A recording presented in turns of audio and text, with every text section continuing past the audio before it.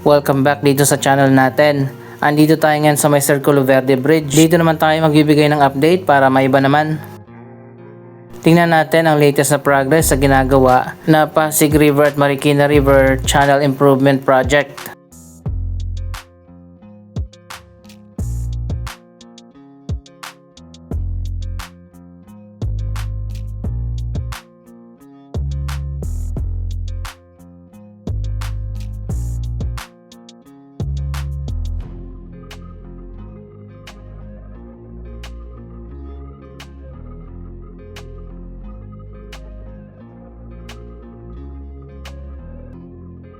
Wow, ito na pala ngayon ang pinaka-latest na progress.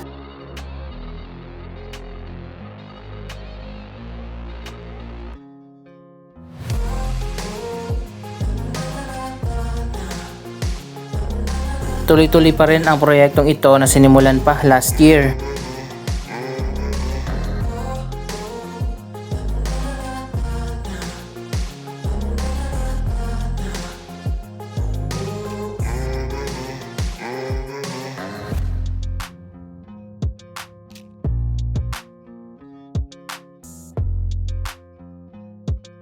Ito ay kasama doon sa Marikina River Improvement Project na ina-update natin. So ito naman yung kabilang dulo niya dito sa may Pasig.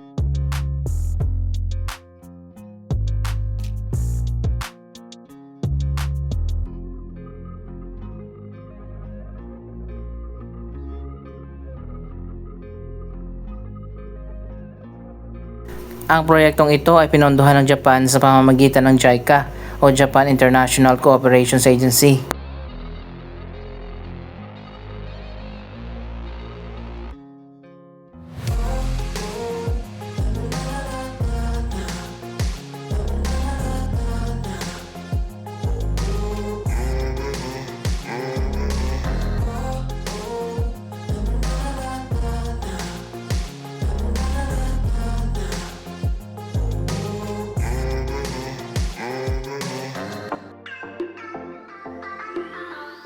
So ayan guys, makikita nyo naman ang kaibahan dito sa gawa ng Japan at mga flood control project na gawa ng mga kongresista.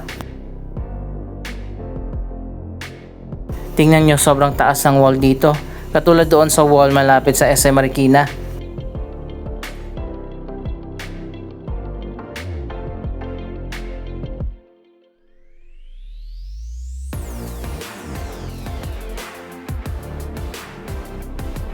Ganito dapat ang flood control project na walang korupsyon.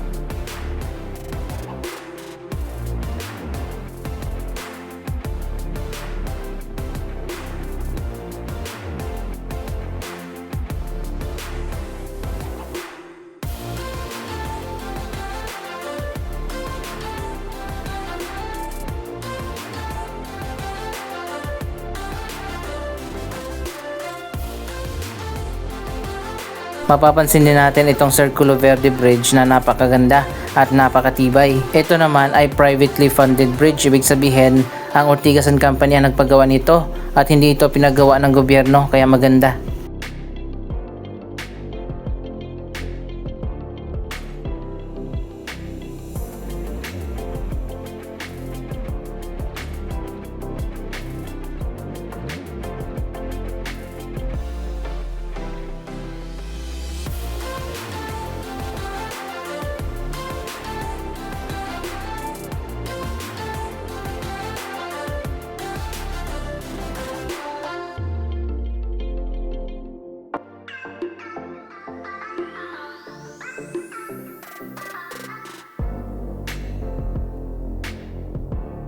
Tingnan nyo, sobrang taas na ng wall dito. Safe na safe talaga yung mga komunidad dito sa malapit.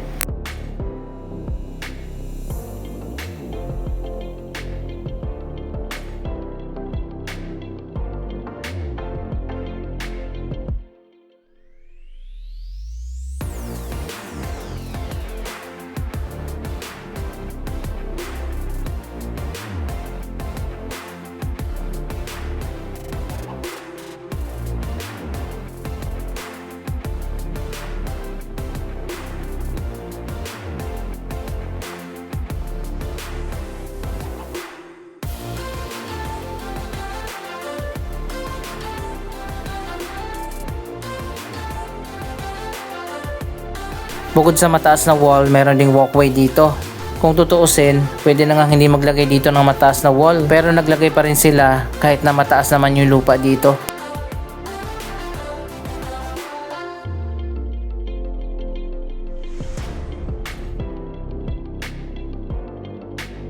Sana kapag tapos na yan, pwede na tayong mamasyal dyan. Pupunta tayo doon sa kabilang side, tingnan naman natin.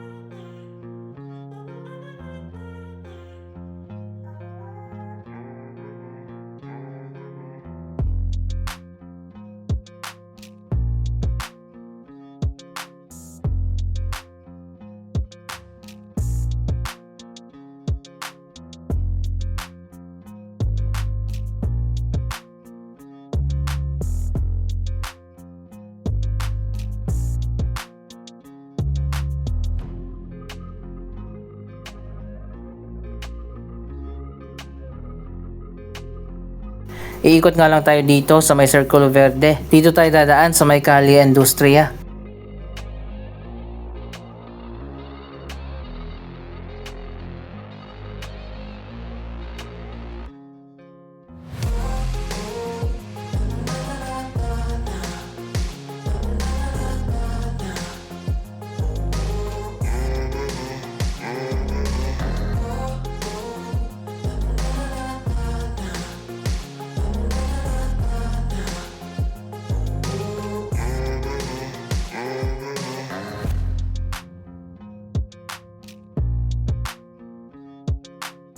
By the way, may plano pala na magtayo ng isa pang tulay papunta dito sa Circulo Verde. Yung likod nito ay ilog at ang kabila naman ang Park Links, yung bagong development dyan ng Ayala.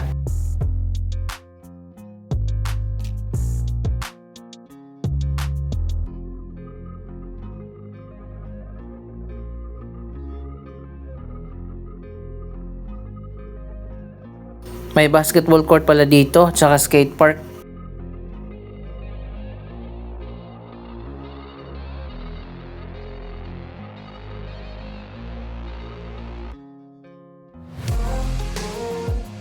So ayun guys, sa kabilang side ng ilog, yan ang Park Links at Bridgetown. May balak ang Park Links na magtayo ng tulay papunta dito. Pero uunahin muna yung isa pang tulay na papunta doon sa may Metropoli. Yun ang magiging second bridge patawid dyan sa Park Links.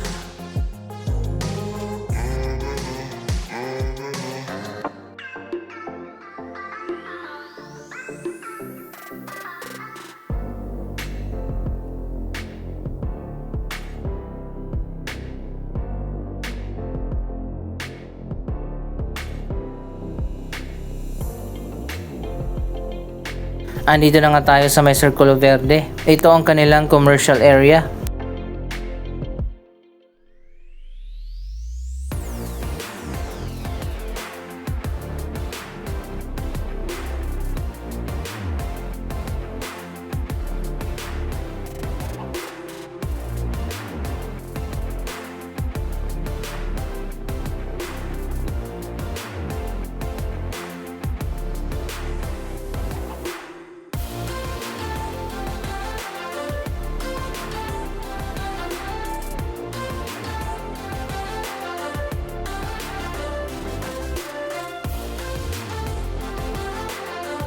Maluwag din ang kanilang sidewalk, kaya naman safe na safe ang mga pedestrian dito habang naglalakad o di kaya nagjo-jogging.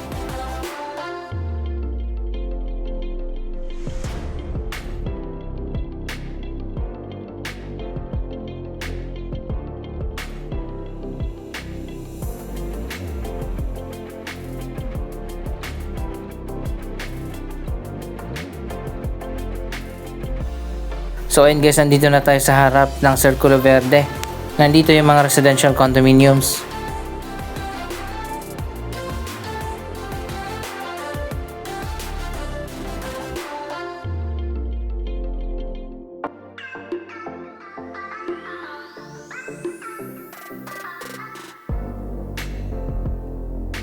So ayun guys, nandito na tayo sa isa pang tulay. Tingnan natin yung progress dito naman sa kabilang side. Bawal palang dumaan dyan sa mismong tulay. May daanan dito ang pedestrian. Hindi ko alam kung bago ba yung tulay na to o luma na.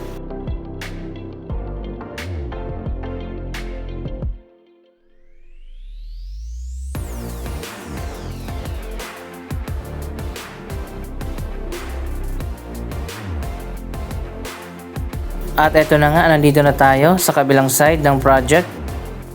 Ayan, makikita nyo naman ang taas talaga ng wall na ginagawa nila.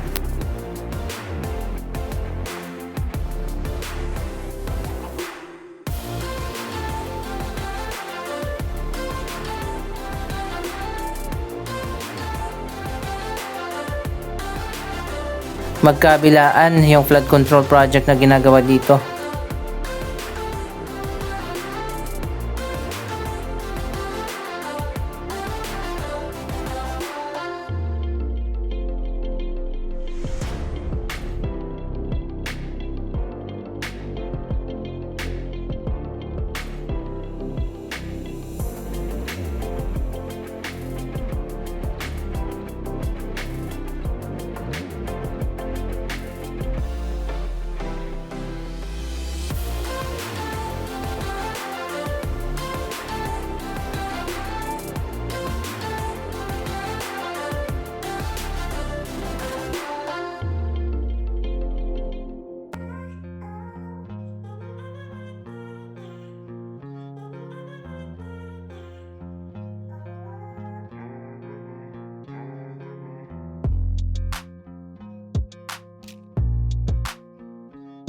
Mahaba pa yung gagawin nila. Mula dito sa Pasig, iko-connect yan hanggang doon sa Marikina.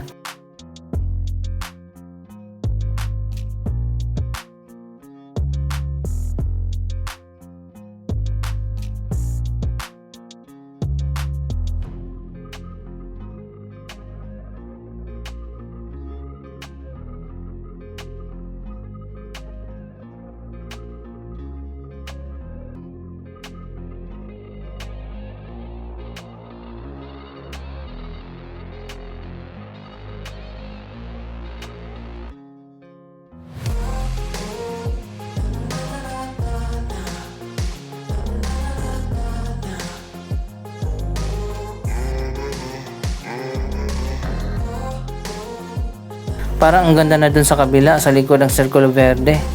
Ang ganda na siguro dito kapag natapos na ang mga proyektong ito.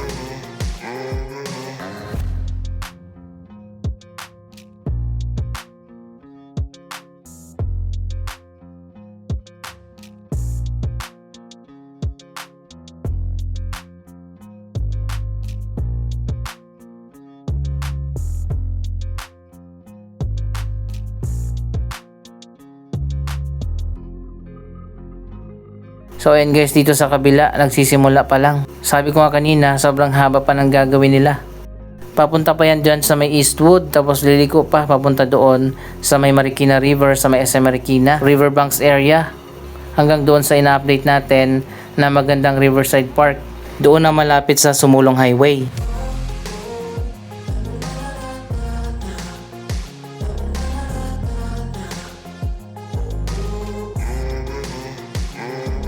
Iba talagang disenyo ng flood control project na gawang Japan.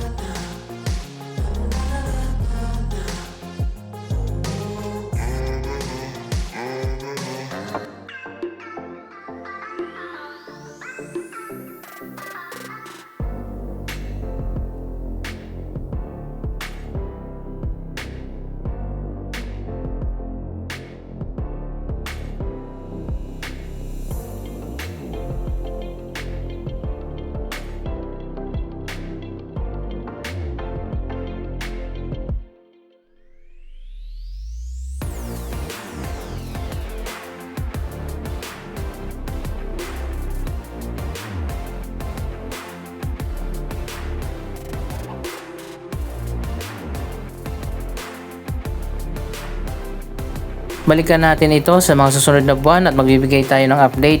Anong masasabi nyo sa mga proyektong ito? Mag-comment lamang dyan sa baba ng inyong mga reaksyon.